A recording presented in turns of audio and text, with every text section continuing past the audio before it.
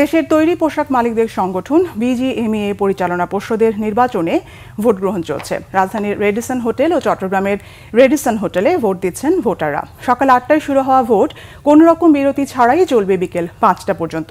এবার নির্বাচনে প্রতিদ্বন্দ্বিতা করছে ৩টি জোট। জোটগুলো হলো ফোরাম, সম্মিলিত পরিষদ ও ঐক্য পরিষদ। এর মধ্যে ফোরাম ও সম্মিলিত পরিষদ ৩৫টি পরিচালকের সবগুলোতেই প্রার্থী দিয়েছে।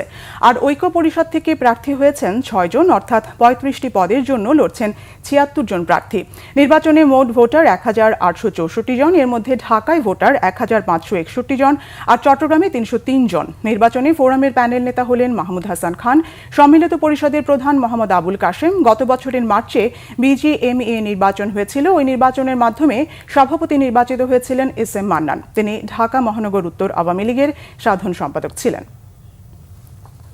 এই পরিষদের যারা আছেন ওনারা পরীক্ষিত, তো ভোটাররা বিবেচনা করবেন যে কারা ওনাদের বিপদে পাশে থাকেন। এই বিবেচনা বোধ থেকে অবশ্যই ওনারা সঠিক সিদ্ধান্ত নেবেন, এটা আমরা বিশ্বাস করি। ইনশাআল্লাহ সুষ্ঠু ভোট হচ্ছে, আমরা 100% আশাবাদী। এভাবে যদি চলে, কন্টিনিউ ভোট চলে এবং আমাদের দুই পক্ষের যে সহযোগিতা আছে এই সহযোগিতা অব্যাহত থাকলে সুন্দর নির্বাচন হবে। এবং আমি মনে করি নির্বাচনের মাধ্যমে যারাই জয়ী হোক আমরা সবাই মেনে নিব। আশা করতেছি এরকম একটা টিম আসবে যারা ভবিষ্যতে গার্মেন্টস মালিকদের পক্ষে হয়ে কাজ করবে। অবশ্যই সরকার সাথে থাকবে, কিন্তু যাতে তাদের নেগোসিয়েশন পাওয়ারটা থাকে।